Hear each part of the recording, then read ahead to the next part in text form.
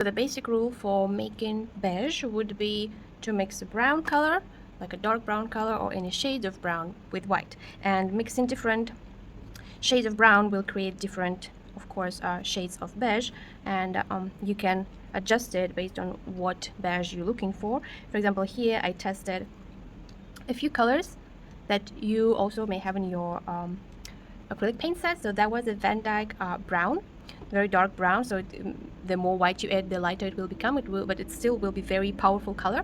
Then you can of course use a burnt sienna. It has a very clay, earthy color to it, almost orange terracotta, like as I said, clay color.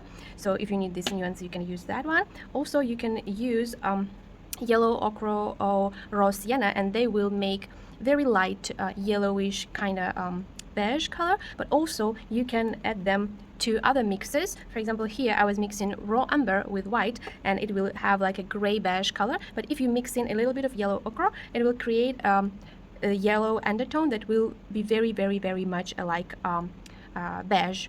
And also you can of course use just directly buff titanium, which is very helpful to mix some skin colors, and it is quite beige by itself. Or you can also use it with raw amber or with darker brown to lighten it up and make it better for beige purposes. But yeah, as you can see, mixing different browns, different shades of browns or even yellows, you can create different shades of beige. But the basic rule would be to use brown or any shade of brown and white, and normally I use it in ratio of 1 to 2. So white will be 2 parts and brown or any shade of brown will be simply 1 part. I hope this helps.